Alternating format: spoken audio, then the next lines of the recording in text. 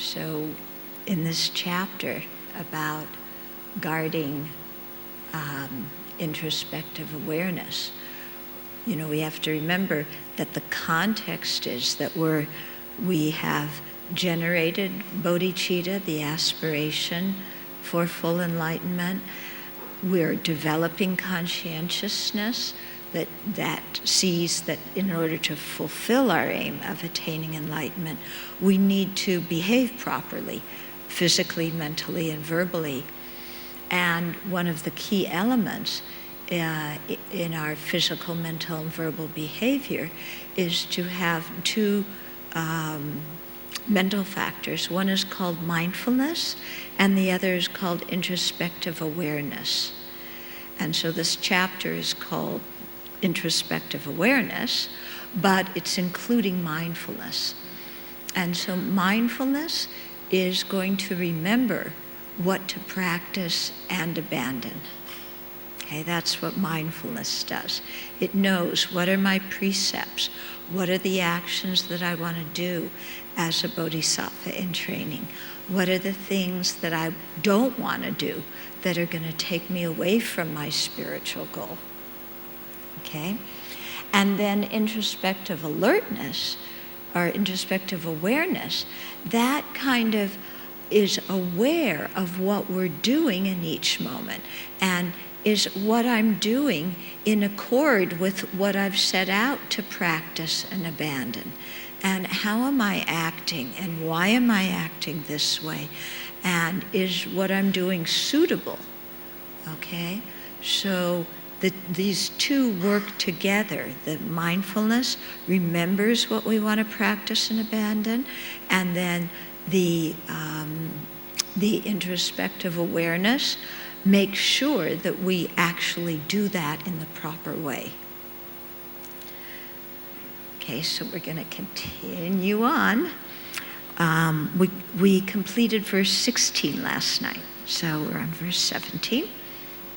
Oh, by the way, people were asking me last night about the books, so Guide to Bodhisattva's Way of Life, and somebody told me they got the book here in Singapore. I think it might have been at Pong Si or at PKS, but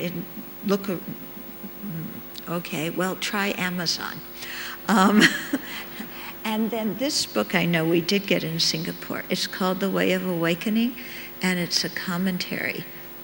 It's a very general, brief commentary on the book by Geshe Yeshe Topten, who is one of my teachers and quite an extraordinary practitioner.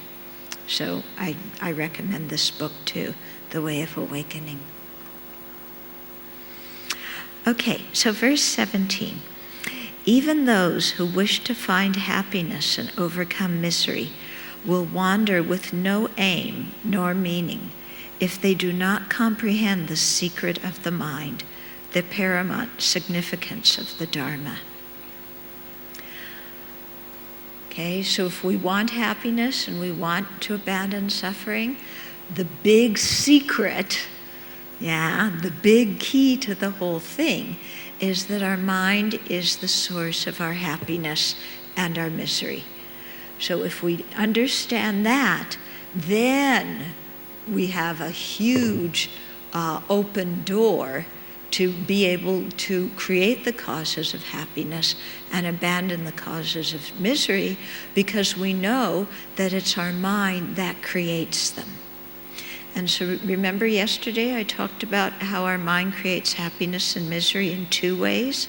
One way is in terms of the actions we do now, the karma that we create, and then this karma ripens in the situations we encounter in our rebirth, in our habitual tendencies, in the environment we're born into.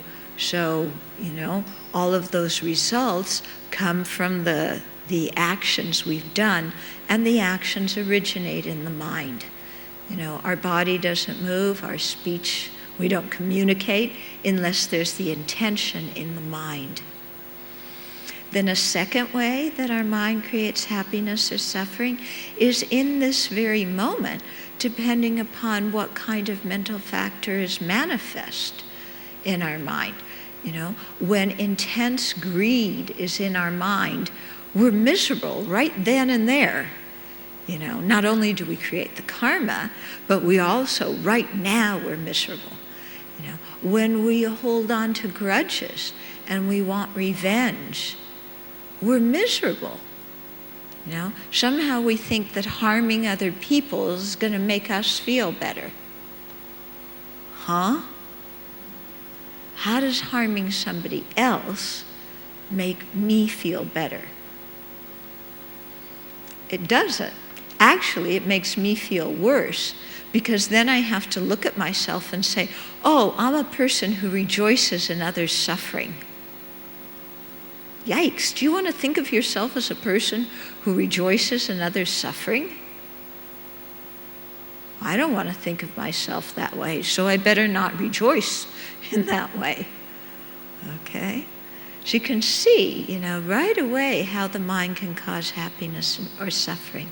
And in a similar way, when our mind is in a relaxed mood, when we can look at others with an eye of kindness, then our mind is happy. Yeah? People may not always do what we want, but we can still look at them with an eye of kindness. And that makes the mind happy.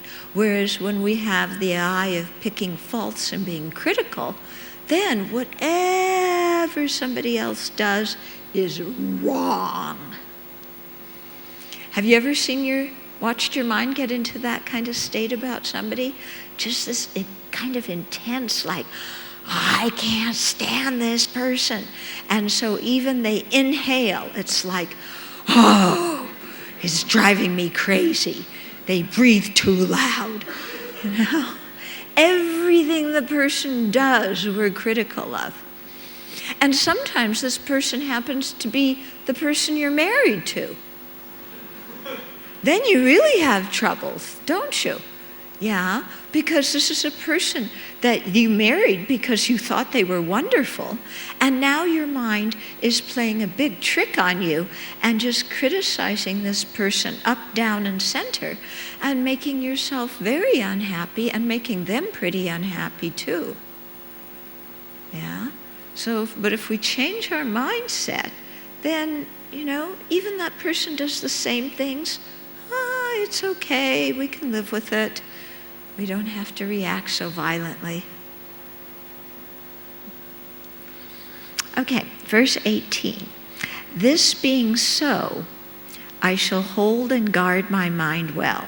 Without the discipline of guarding the mind, what use are many other disciplines? So if I don't guard my mind, if I don't protect my mind and watch what kind of thoughts and emotions are going on in it, I may try to do all sorts of other practices, but I'm missing the boat. Because actual Dharma practice means transforming our mind. So if we don't look at what's going on in our mind, we might chant 1,000,000 Amitofos, we might do 2,000,000 prostrations, but nothing much is going to change because we're not working with our mind. Then 19, just as I would be attentive and careful of a wound when amidst a bustling, uncontrolled crowd, so I would always guard the wound of my mind when dwelling among harmful people. And the next verse, and if I am careful of a wound through fear of it being slightly hurt, then why do I not guard the wound of my mind through fear of being crushed by the mountains of hell? Okay, so what this means is if you have a wound, okay, let's say you have a big boil on your arm, or you have a big boil on your foot, and you're walking around Singapore in a very crowded area, are you going to be careful? You bet. because you know that the slightest wrong step, and then, somebody else is going to step on your boil or push you into the side of the building, and it's going to hurt. So you're really aware of the potential for suffering, and you're very careful with how you walk, where you walk, what you're doing, because you don't want that boil to get pushed and burst open and get infected and be painful. So in the same way, if our mind is like a wound, in the sense that, anger, ignorance, resentment, jealousy, envy, arrogance, all these negative emotions are there, and these negative emotions have the ability to produce so much suffering, then we're also going to watch our mind and make sure that those negative emotions don't arise and start running the show, because if they do, we're going to be in a lot of misery. Yeah, and in particular, it's talking about being crushed by the mountains of hell. In other words, if we just let our mind roam over and let the disturbing emotions take it over and do whatever they want, we're going to create so much negative karma that we're going to have a miserable rebirth. Okay? So in the same way that we watch our foot or our shoulder to make sure a boil doesn't get hit or activated or burst open when we're amidst, in a certain environment, then we're going to watch our mind in the same way to make sure that negative thoughts don't take it over and run the show. Okay? So then, verse 21, should I behave in such a way as this, then whether among harmful people or even in the midst of women, the steady effort to control myself will not decline. Okay? So if we're very mindful like this, then even we're among people who are slandering, people who have unethical behavior, people who are drinking and drugging, we're not going to be influenced by them. Okay. Here in this verse, when it says, even if I'm in the midst of women, it's talking here, the audience, Shantideva's talking to a group of monks. So if the monks are going to be celibate, then they have to be very careful when they're around women. Otherwise, their lust comes up. Yeah, so the whole idea is that if we're very, very careful with our behavior, then our life goes smoothly, and we don't create the causes of suffering. Mm-hmm. It is better to be without wealth, honor, body, and livelihood, and it is better to let other virtues deteriorate rather than to ever let the virtue of the mind decline. Okay, this is a very pointed verse, because what it's saying is that protecting our mind, in other words, protecting our mind from afflicted emotions and wrong views and wrong attitudes, is much, much more important than having wealth, having honor, even having our body, having a good livelihood. Now you're going to say, wait a minute, I'm not so sure about that. Yeah, protecting my mind is important, but my livelihood is really important. Yeah, it's more important than my mind, and my money is more important than my mind, and my social status is more important than my mind, and my body is very important. And I've got to protect all these things, because otherwise all these horrible people in society are going to damage them, and I'm going to suffer. Right? Do you think like that? Hello? Do you think like that? No? You don't value your money and your honor? Yeah. I mean, just look at how sensitive. If somebody cheats us out of $5, we're really mad. Yeah. Somebody criticizes us, we're insulted and offended. Yeah. So we really care about those things like honor and possession and body and, money and things like this. But what Shantideva is saying is actually those things are not so important compared to guarding our mind. Why? Because if we don't have our wealth, we may suffer a little bit this life, but it's only this life suffering, and it's just going to finish that negative karma. Whereas if we let the virtue in our mind deteriorate and create a lot, let the negative thoughts run our mind, we're going to be creating a lot of disturbing karma, a lot of destructive karma that's going to bring suffering for many, many lives in the future. Okay? So that's why Shantideva says this. We might have a little bit of suffering this life, but that's nothing compared to letting our mind just get filled with afflicted mental states and create negative karma, because that's going to result in far greater suffering for a longer time. Okay? So Shantideva's switching our perspective and saying, don't look so much at the short term of the benefit of this life. Look at the long-term effects. Yeah? Because this life's important, but it also doesn't last forever, does it? And we all know it's going to end. Yeah? So we shouldn't worry so much about this life. Chill out, relax a little bit. Mm-hmm. That's American slang. Chill out. In Singapore, it's actually very practical. We should chill out. It's too hot here. Okay, verse 23. O you who wish to guard your minds, I beseech you with folded hands, always exert yourselves to guard mindfulness and alertness. So here Shantideva is putting his hands together, folded hands, is Anjali, putting the hands, your palms together. And Shantideva is requesting us as people who want to guard our minds. If we really are serious about this, then we need to practice mindfulness and introspective awareness, what he calls alertness here.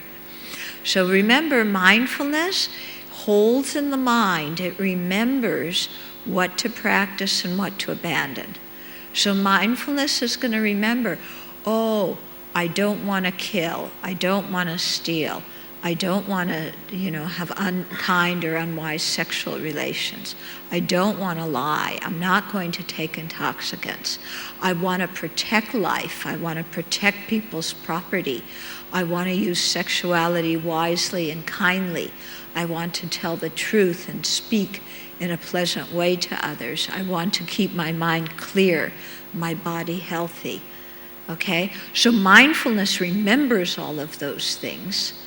And then introspective awareness kind of keeps an eye on what we're doing. And, am I really living in accord with, what I've set out to do? So introspective alertness introspective awareness, it's going to watch, like, what are we doing? Like, okay, like, let's say with mindfulness, I think I don't want to lie. I want my words to be truthful so people can trust me. I want to be an honest person, so I don't want to lie. So mindfulness holds that, okay? Then I'm at work, and I'm talking to a bunch of people, and everybody's telling stories. And I have a really good story, and I can kind of embellish it to make it even a better story. Yeah? Do you ever do that? Just embellish a few details here or there, just to make it a better story. But introspective awareness is going to look and say, oh, if you do that, you're not going to be telling the truth. You're going to be exaggerating. You're going to be making up stories and trying to deceive somebody. Okay? So introspective awareness looks and says, okay, what are you saying now? What are you saying? How are you saying it? Are you saying it in a nice tone of voice? Why am I saying this? Now, there's the thought in my mind that I want to embellish this story because then everybody will think I'm so interesting because I tell such a good story. And no, I'm not going to do that because I really value being honest with my speech. Okay? So that's how mindfulness and introspective awareness work together to keep us on track. Or another example, let's say you see that it's, drinking is not very good. It's not good for your health. It's not good for your mind. You say and do all sorts of things you regret later on after you've gotten intoxicated. So you have the mindfulness that says, okay, I'm not going to get intoxicated. I'm not going to even take one drink because I want to keep my mind clear. Then you're at a party. Then other people are drinking. Somebody says to you, oh, come on, have a drink. And you start to say, oh, I'll just have some fruit juice. And you say, I don't want to say that. That person's going to think I'm prudish or weird or something like that. I should drink just like everybody else is drinking. Okay? So you're on the verge of doing something that you've already decided you don't want to do. So then if you have strong introspective awareness, it comes up at that time and it says, you sound like a teenager that's very concerned with what your friends are going to think about you. I thought you were an adult who made your own decisions based on wisdom. We talk to ourselves that way. Because our mind that wants to drink just because everybody else is drinking, it's really like the mind of a teenager. And you all tell your teenagers, don't drink just because other people are drinking. You have your own mind. You do what's right.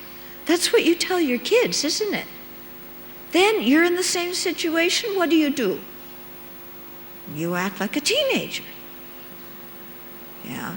So are your kids going to follow your advice? No. They're going to follow the example of what you're going to do. Yeah. But your introspective awareness is going to save the day because it's going to come in and say, we're not drinking because we remember that when we drink, we say things that we regret later. We do very silly, stupid things. I'm not going to do that. Okay? And then we just refrain from drinking, and other people forget about it. They have better things to do than to think all day and night that we didn't have a drink. Yeah. We're so funny. We're so concerned what other people think about us, as if they have nothing else to do during the day but think about us.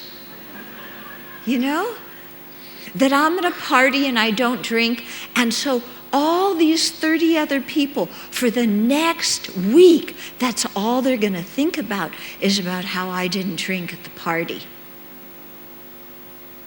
A little bit self-inflated, isn't it?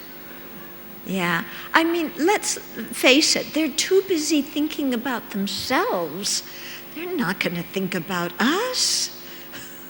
Yeah. So, let it go. Okay. Verse 24. People who are disturbed by sickness have no strength to do anything useful. Likewise, those whose minds are disturbed by confusion have no strength to do anything wholesome. So when you're sick, when you're disturbed by sickness, it's hard to do anything useful. When you have the flu, you just sleep. Yeah, hard to do anything.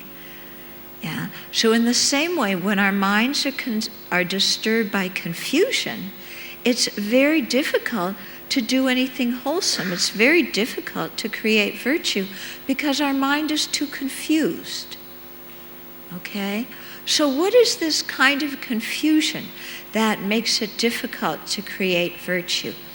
It's the confusion that can't discern what to practice and what to abandon. What is a virtuous action? What's a non-virtuous action?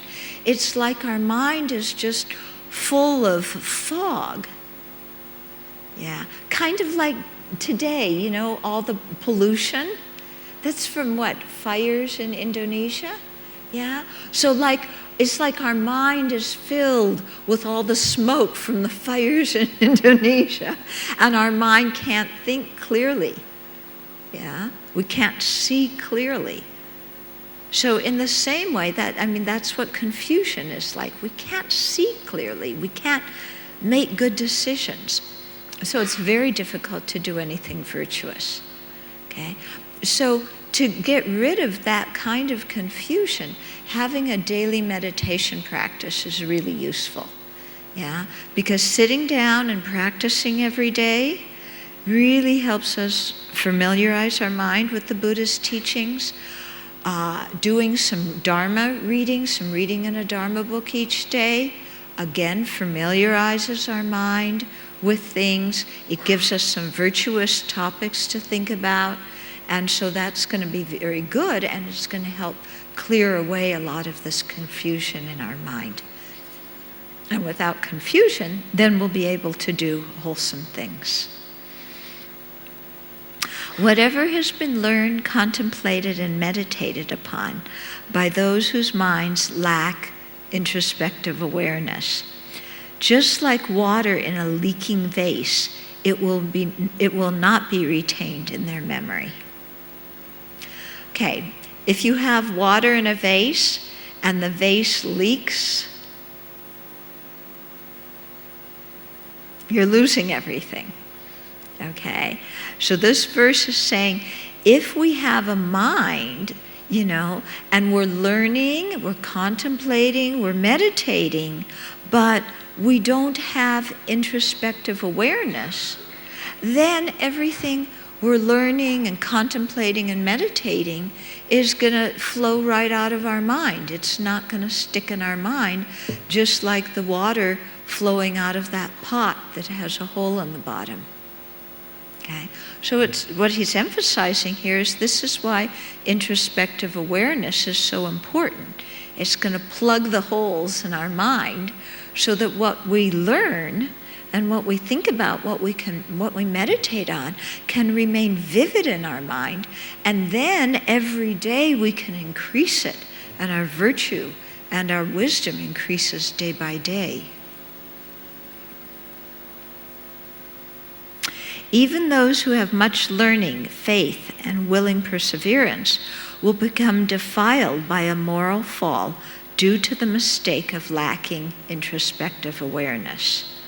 So even somebody who's very knowledgeable about the Dharma, somebody with a lot of learning, somebody who has a lot of faith in Buddha, Dharma, Sangha, somebody who has a lot of willing perseverance, who is inclined to practice, if they lack introspective awareness, they sooner or later are going to break their precepts, and they're going to be susceptible to some kind of moral flaw.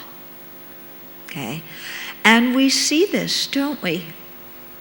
We see this happen.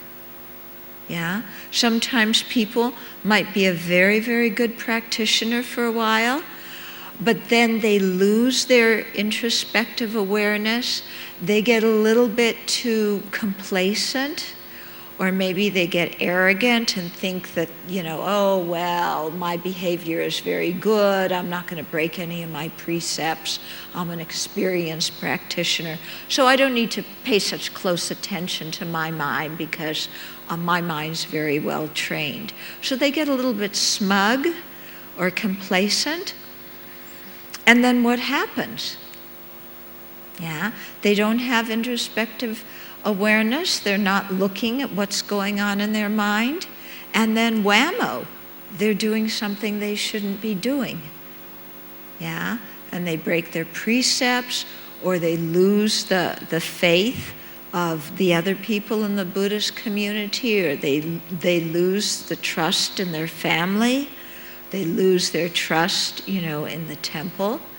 And it comes because of not having introspective awareness and not noticing when we get too self-inflated or too smug. Yeah.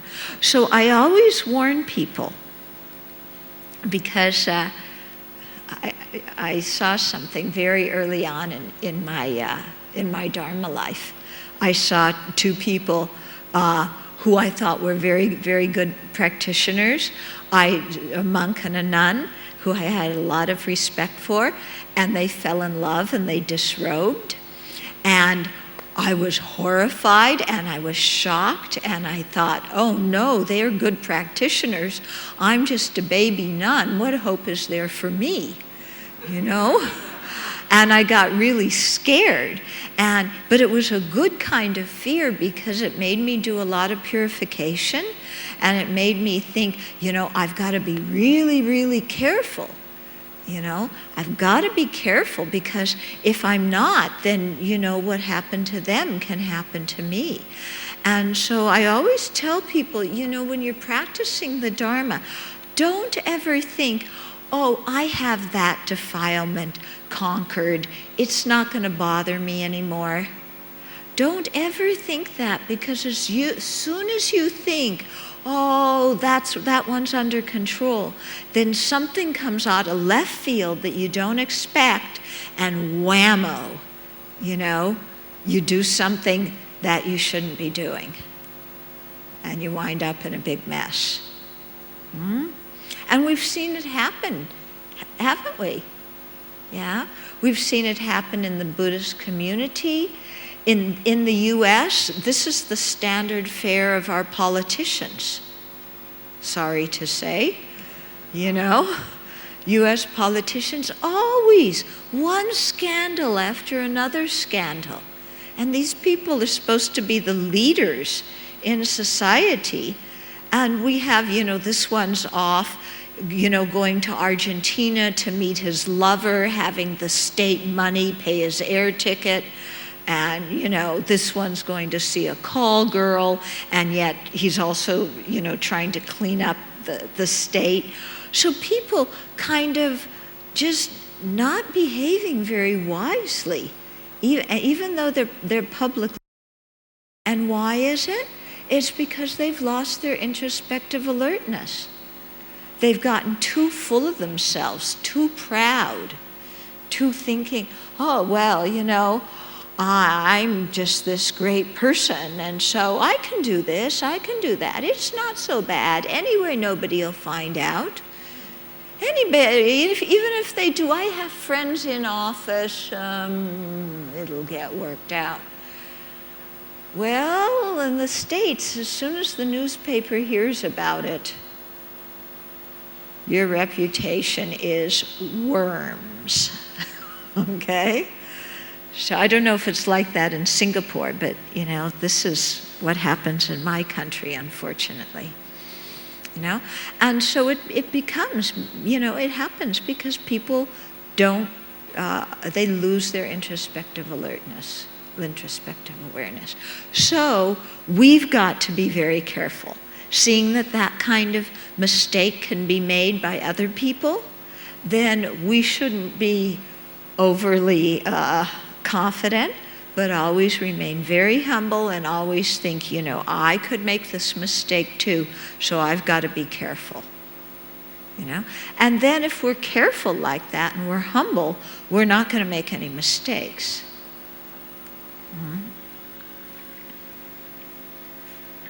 Okay. The thieves of unalertness, the thieves of lack of introspective awareness, in following upon the decline of mindfulness, will steal even the merits I have firmly gathered, so that I then shall proceed to lower realms. So the lacking introspective awareness, that mental factor that is the opposite of introspective awareness, is like a thief, and it steals away our virtue. And it arises when our mindfulness declines. When our mindfulness about what to practice and abandon isn't so strong, then we begin to lose our introspective awareness, and then our mind, the afflictions will arise in our mind and will destroy our virtue, which in turn will lead us to an unfortunate rebirth. Okay? So how does our virtue get destroyed? Two things destroy it. One is anger. The other one is wrong views. So we may spend a lot of time, doing virtuous actions, practicing generosity and ethical conduct and fortitude and love and compassion. And we may do so many virtuous things. But then if we aren't careful with our mind and we get really, really angry, that anger is like fire that burns up our virtue. Or if we generate wrong views and we start thinking, karma doesn't exist, or enlightenment doesn't exist, or, some kind of wrong view like that, that burns up our virtue. So it's very serious, because when we create virtue, we put energy into it, don't we? Yeah, and we put energy and we feel good about it and we want to protect it, and so we dedicate it. Yeah, but even if we dedicate it, it can still get destroyed by anger and wrong views if we lack introspective awareness. So that's really saying how important it is, to always monitor what we're doing, to always look at what am I doing, how am I doing it, am I doing what I should be doing right now? Okay? This host of thieves, who are my own disturbing conceptions, will search for a good opportunity. Having found it, they will steal my virtue and destroy the attainment of life in a happy realm. So the thieves, are this lack of introspective awareness and all these disturbing preconceptions and thoughts and emotions in our mind, like our judgmental mind, or this critical mind, or the mind that likes to pick faults in people, or the greedy mind that always wants more, always wants better, always is dissatisfied. That if we let those kind of mental states into our mind and let them run the show, then, they're going to be like thieves looking for a good opportunity to steal away our virtue. And in that way, they're going to destroy the possibility for us having a happy rebirth. So this is why we need to guard our mind. Okay? So do you see how Shantideva's really emphasizing one major point, but coming at it from so many different angles? Therefore, I shall never let mindfulness depart from the doorway of my mind. If it goes, I should recall the misery of the lower realms and firmly reestablish it there. So I'm not going to let my introspective alertness go. I'm not going to let my mindfulness go. But if they do go, because I'm not paying attention, I'm going to immediately, bring them back into my mind. Okay? I'm not going to let my mind keep on with these negative thoughts. And how am I going to bring them back into my mind? I'm going to remember the disadvantages of the afflicted thoughts. And one of the disadvantages is that it leads me into a very miserable rebirth. So if I remember that, that gee, my anger is more dangerous to me than it is to anybody else, because my anger is going to take me into a horrible rebirth. Therefore, if I notice that I've forgotten my mindfulness and introspective awareness, I'm immediately going to call them back, because I don't want my anger to take over. Harsh words, maybe we throw something. I mean, in families, people do this, don't they? Yeah, you lose your temper, you throw something, you do all sorts of stuff. Then, how do you feel afterwards? Yeah, you screamed at people, you threw things. Do you feel good afterwards? Or do you feel kind of ashamed of yourself? Yeah? So we have to be careful about this. Yeah? And especially if you have kids. Yeah? Especially if you have children. If you lose your temper and you start, throwing things or hitting people or doing all sorts of stuff, then what kind of example is that for your children?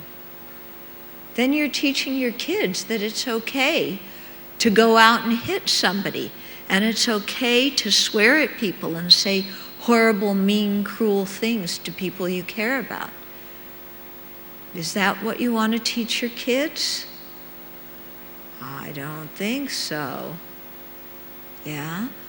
So we have to be very careful, because kids really look at the example of how their parents handle things. Yeah? My mother used to say, "Do as I say, not as I do." But you know what? Kids don't do that. Yeah? You watch what somebody does. So you have to, as parents, so often parents come to me and say, "Oh, my children this, my children that, this kind of problem, that kind of problem. Can you fix my kid?" And I always say, well, it also depends on how you're acting as parents. Because kids are going to copy the way they see you deal with situations.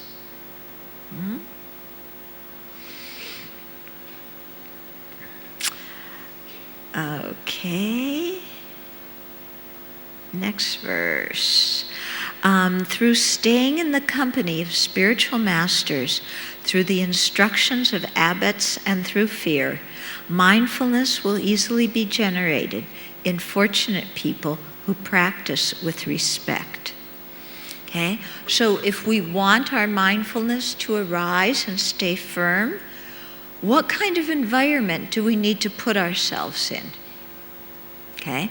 We need to stay with our spiritual teachers. Yeah? Because like we were just saying, we become like the people that we hang around. So if we want our mindfulness to increase, if we want our behavior to improve, we have to be around our spiritual teachers. So we have to attend teachings. Or even if we can't attend live teachings, watch them on the web. Go to your Buddhist center. Practice together with other practitioners. Be around Dharma people. Okay? Through listening to the instructions of abbots and Dharma teachers. You're listening to teachings. You're discussing them with your friends. You're getting a lot of input from outside about how to train your mind and what is virtuous, what is non-virtuous. So if you put yourself together with these kinds of people, then your mindfulness will become very strong. Okay? Because you're with people who have good mindfulness. If you hang around people who drink and drug, what are you going to do? You're going to drink and drug after a period of time.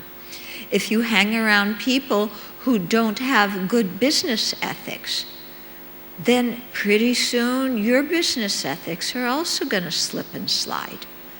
So that's why it's saying, be in the company of our spiritual masters, listen to teachings, go to the temple, go to the Dharma center. Yeah, surround yourself by good people, and that will make your own mindfulness and introspective awareness strong. Okay, so that's one thing to do. Then verse 31, it says another thing to do, which is to think, I am ever dwelling in the presence of the Buddhas and Bodhisattvas who are always endowed with unobstructed vision. By thinking in this way, I shall mindfully develop a sense of integrity, respect, and fear, and also through doing this, recollection of the Buddha will repeatedly occur. Okay? So one technique was by staying with good people and taking teachings and so forth. The other one is to think, I'm always in the presence of the Buddhas and Bodhisattvas. Yeah, the Buddhas have an omniscient mind. They know everything that's happening right now. The Bodhisattvas have clairvoyant powers. They know what I'm thinking, what I'm saying, what I'm doing. Do I want to have a mind filled with all sorts of garbage if I'm in the presence of a holy being? If Buddha walked in this room, would you want to have a mind full of garbage? You would want to have a pure mind, wouldn't you? If you were angry and jealous and Buddha walked in this room, would you continue to cultivate your anger and jealousy, or would you really try and just drop them? You'd try and drop them, wouldn't you? Okay. So by recognizing that the Buddhas are omniscient and that they know what's going on in our minds, to really think that the Buddhas and Bodhisattvas are here, and so thus to try and keep a very positive mental state. Yeah. Okay. And by thinking in this way, we will develop a sense of, here it says shame, but actually the word means personal integrity. So I will, by thinking in this way, we will develop our own integrity that says, I don't want to do negative actions because I respect myself. And we will also develop respect and consideration for others by thinking, I don't want to let my mind be overrun by defilements because I care about how my behavior influences other people.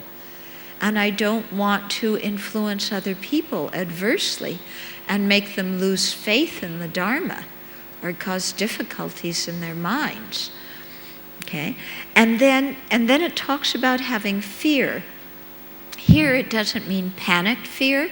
Here it means an awareness of the downside of creating negative karma, an awareness of the possibility of being born in the lower realms if we don't pay attention to our actions. Okay? So that's another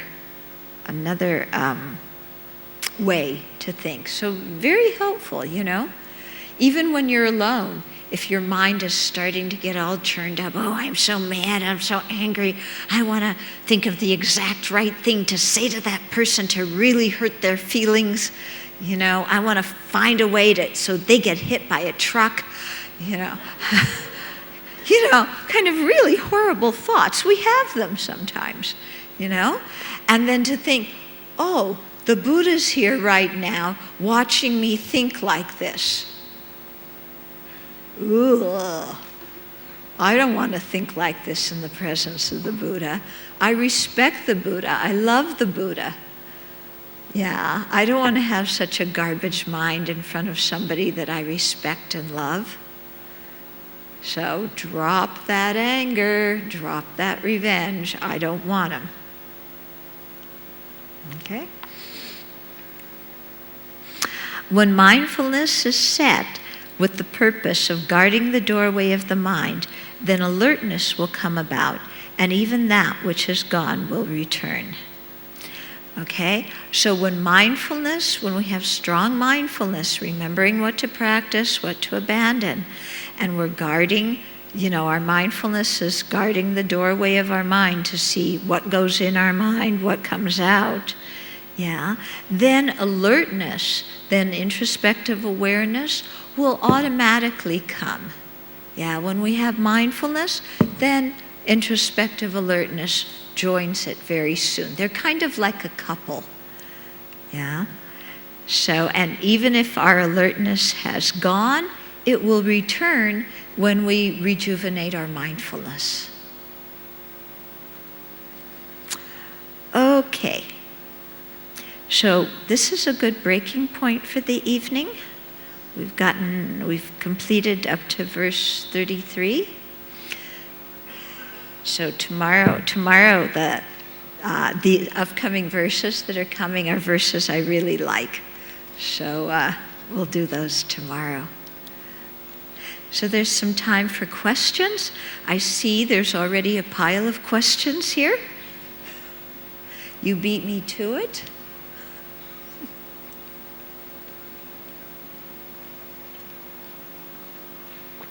So I'll start with these, and then if you have other ones, you can ask from the floor or, right. Okay.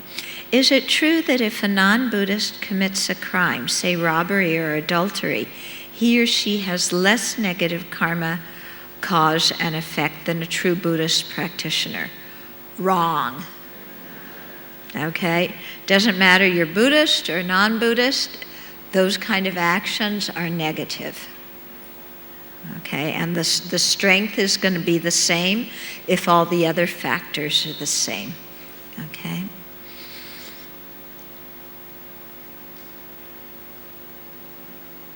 I have a relative who has committed adultery for as long as 15 years. Does he have the same negative karma as compared to those who have committed the same action but only for 2.5 years? Thank you. Well,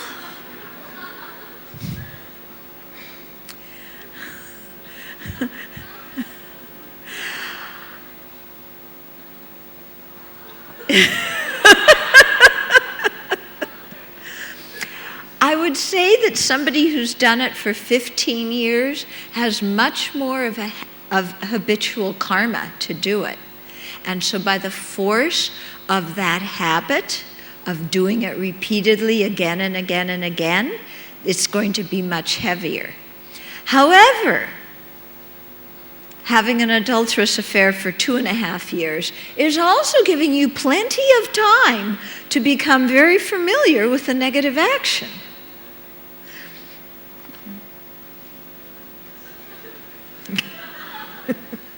Thank you.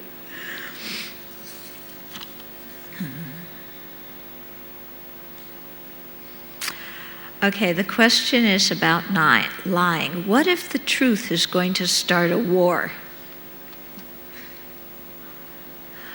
I think we have to look in situations where we're tempted to lie and see what is the action we did in the first place that we don't want anybody to know about, that we feel we have to cover up. Because you see, this is the tricky thing with lying. Lying is double jeopardy, because first there's something you did that we shouldn't have done, that we don't want other people to know about. So there's one negative action to start with. Okay. Then, because we don't want anybody to know about it, we lie. So then we have a second negative action. Yeah. Then what happens is somebody finds out that we lied, or somebody finds out that we did the first negative action, and then we have so much trouble because there's two negativities that we did. So we need to not do the actions that are such that we don't want anybody to know about them afterwards. In other words, let's not do negative actions to start with, because if we don't, then we won't have to lie to cover them up. Okay? So in this kind of question, boy, lots of questions. In this kind of question, what if telling the truth is going to start a war? We have to look at, well, what did I do in the first place that I don't want somebody else to know about? Because if telling the truth is going to start a war, I did something at the beginning that probably wasn't so good. So I need to not have done that. Yeah, and I need to repair that action. Okay. Now, does that mean that every time somebody asks you any question, you tell them everything, the whole long story with all the details? No, it doesn't mean that. Okay. And it doesn't mean that if somebody is coming and says, "Where's that person? I want to kill him," you say, "Well, he's right over there." No, I mean, be sensible. Yeah, we're talking about lying that is for our own personal gain. But really look at what you did that you want to lie about it. And be careful of those things, because that's what gets us in a lot of trouble.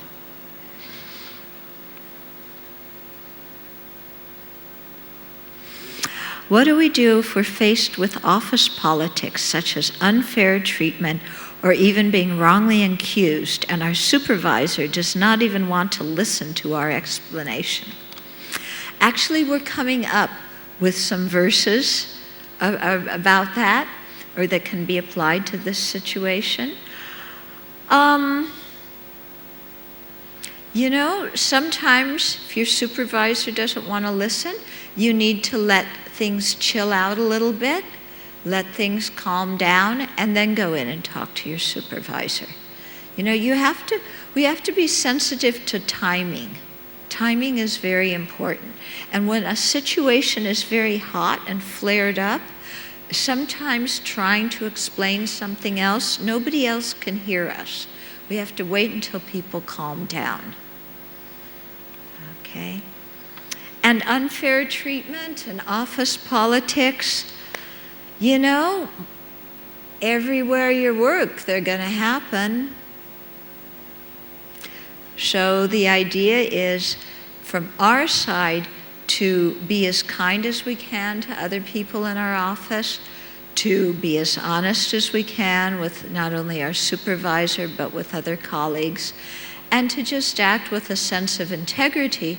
And if we do that, then hopefully we won't get caught in the midst of office politics. But if we talk behind other people's back in the office, if we scapegoat and tell bad stories about other people, then we shouldn't be surprised when we get involved in office politics and other people turn against us. It's very natural, because look at the way we spoke and talked. What's the definition of bodhicitta? It's the aspiration to attain full enlightenment for the benefit of all sentient beings. That's the definition of bodhicitta. How do we remove the negative imprints on our mind and keep the positive ones? This is something we're going to go into in the retreat over the weekend, okay? Because this involves the whole practice of purification and the practice of rejoicing. And in the retreat over the weekend, the retreat Skies of Merit, then we're going to be talking about 7 practices: bowing, making offerings, confessing or purifying, rejoicing, requesting our teachers to teach, requesting the Buddhas to remain in samsara, and dedication. And so those 7 practices are very, very powerful, and especially the one about purification we'll be going into in depth. So just to outline briefly, purification involves 4 opponent powers: regret, repairing the relationship, making a determination not to do it again, and then some kind of remedial behavior. So come on the weekend. This is an advertisement. Okay, so because on the weekend, then I'll have the time to explain it in more depth, and then we'll also do the meditation, so you'll get some experience doing it. Okay.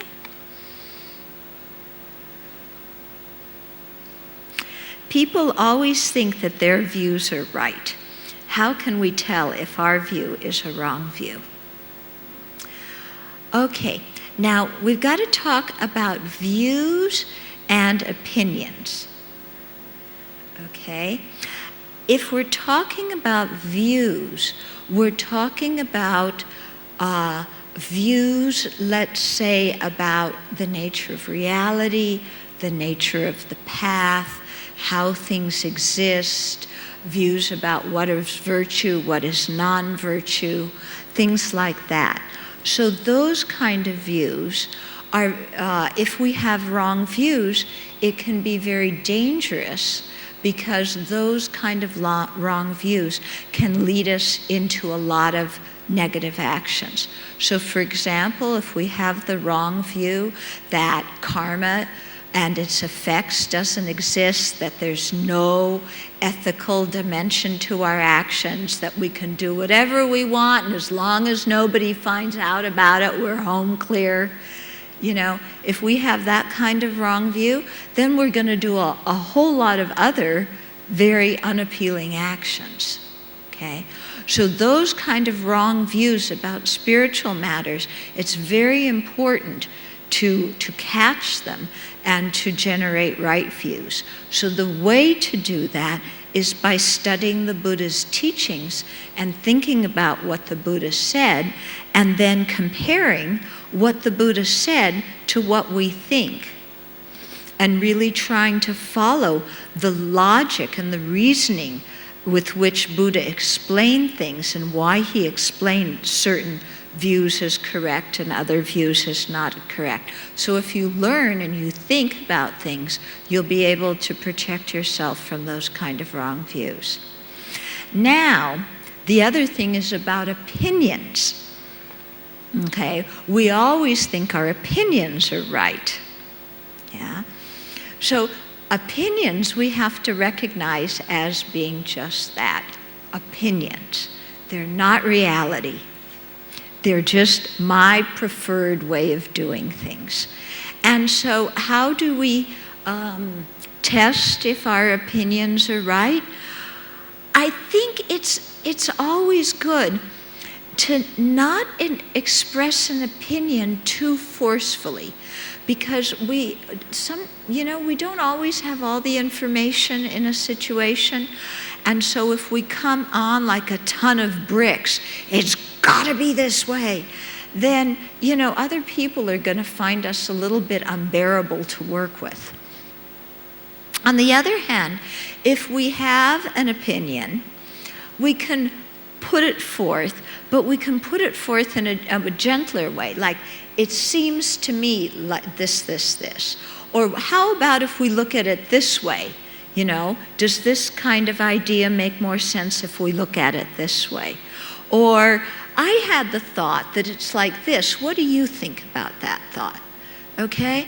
And so in that way, we present our ideas, but in the manner of being able to discuss them with whoever we're presenting our ideas with, or our ideas to.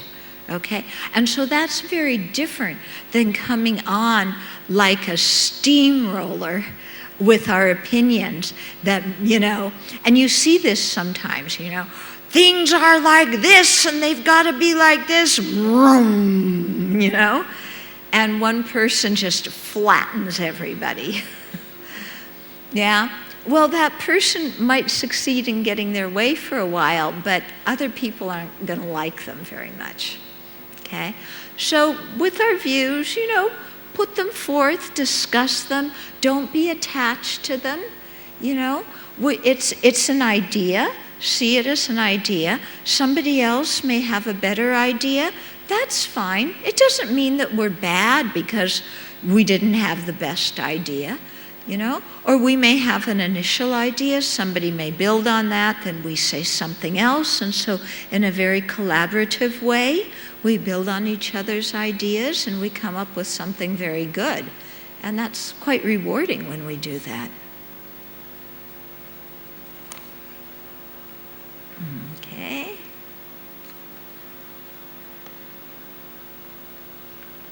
Okay, Vipassana is the meditation that helps us create awareness and insight. Is there a meditation method to facilitate introspective alertness? Actually, Vipassana is a kind of meditation that, yes, it's directed towards insight, it's directed towards gaining understanding, it's directed towards perceiving an object clearly, something like impermanence or selflessness clearly. But to do Vipassana meditation, you need to have mindfulness and you need to have introspective awareness. Those are two mental factors that are very important in Vipassana meditation. In fact, they're important in any kind of meditation we do, because in the context of meditation, mindfulness focuses on our object of meditation, and introspective awareness checks up and sees if we're still on our object of meditation or if we've gotten distracted. Okay, so these two mental factors are important for keeping ethical conduct. They're important for developing concentration. They're important for developing wisdom. So in serenity meditation and Vipassana meditation, they're needed in all of those. And so we develop them, in all of those by, constantly renewing our mindfulness, and then, as Shantideva said, then that brings with it the introspective awareness that monitors what we're meditating on, or what our mind is doing. Oh, more questions and less time. Okay.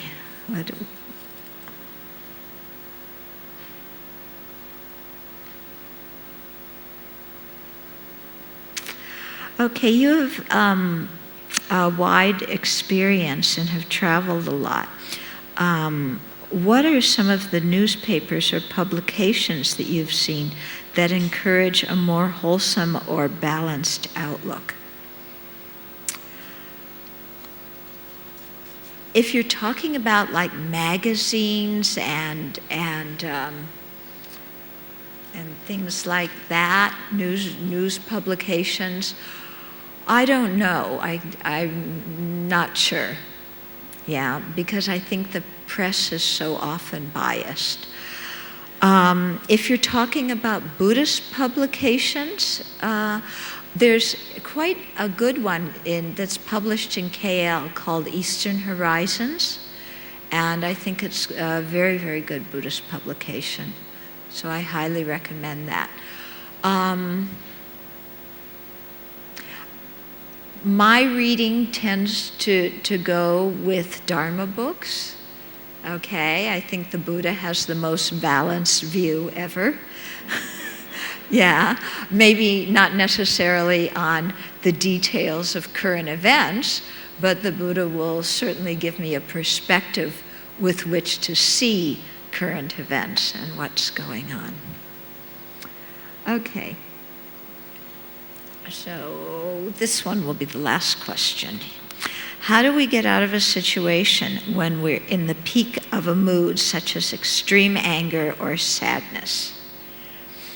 I think, well, first of all, it's better to try and not let our mind get in that extreme of a mood to start with. And so here's where introspective alertness comes in, is if we're able to monitor our mind, then if the anger starts when it's still small, we'll see it arising when it's small, and we'll be able to apply an antidote. The antidotes for anger are in chapter 6 of the book. Okay, we have yet to come to them. So it's always best to prevent extreme sadness or extreme anger from getting so big by being aware of what's going on in our mind and catching them when they're small. However, if we haven't had much introspective alertness and the anger's really big, then it's best to excuse ourselves from the situation. And just say, look, I'm really upset right now. I need some time to cool down. I'll come back and talk to you a little bit later. Yeah. Because trying to stay in the situation when we're really angry, we're probably just going to wind up saying or doing something that we regret. Okay? With extreme sadness, again, let's not let our mind get to a place of extreme sadness. We always need to, I think of the goodness in the world, and this is why the practice of rejoicing is so important, and the practice of dedicating our merit, because then we remember that there's so much goodness in the world. There's goodness in us, there's goodness in other people. When we remember that, then our mind doesn't go down, it doesn't get overwhelmed with sadness. Okay. Then, how many of you have this little card with Star Spangled Compassion? Do you have it?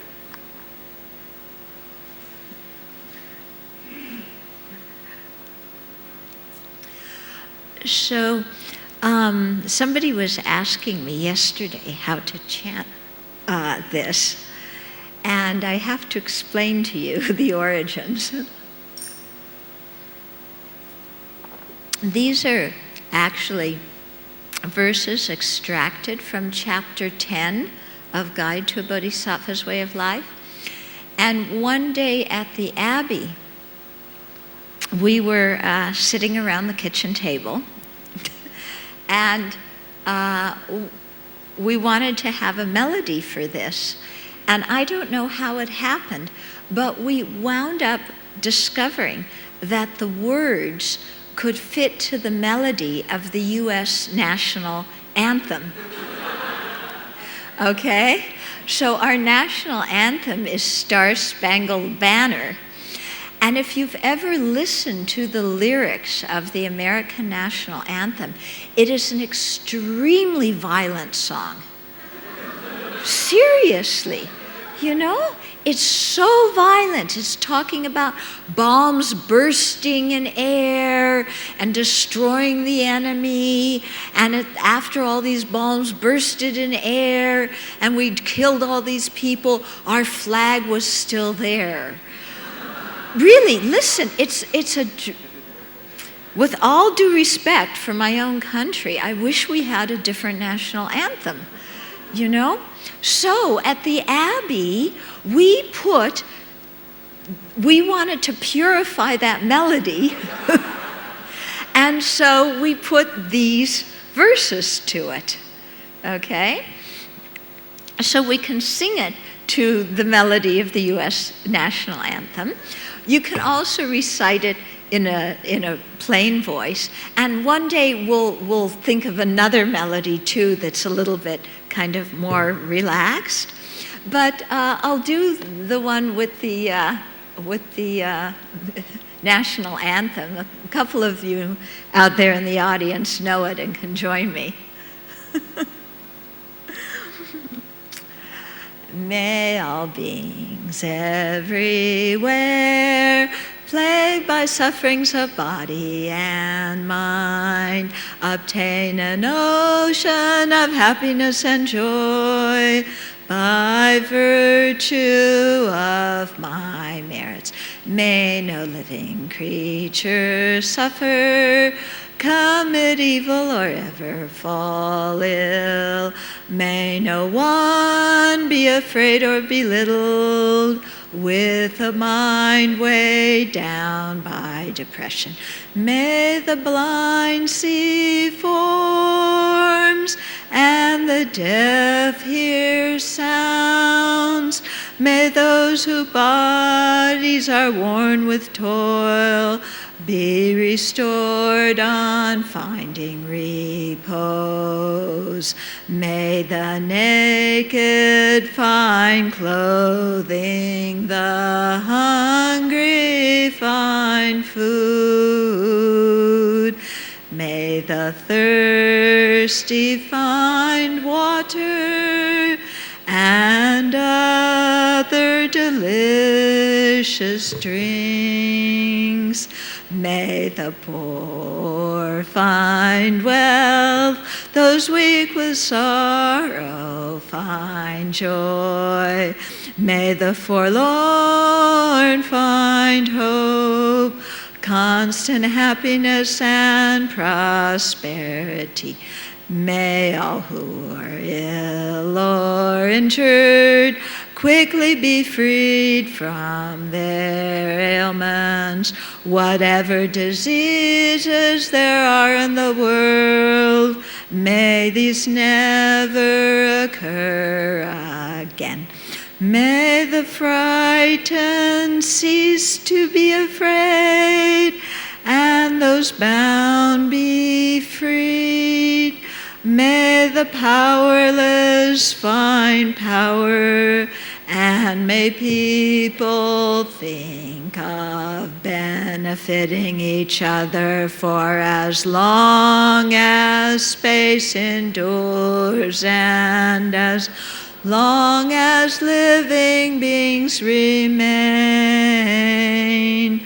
Until then, may I too abide to dispel the misery of the world.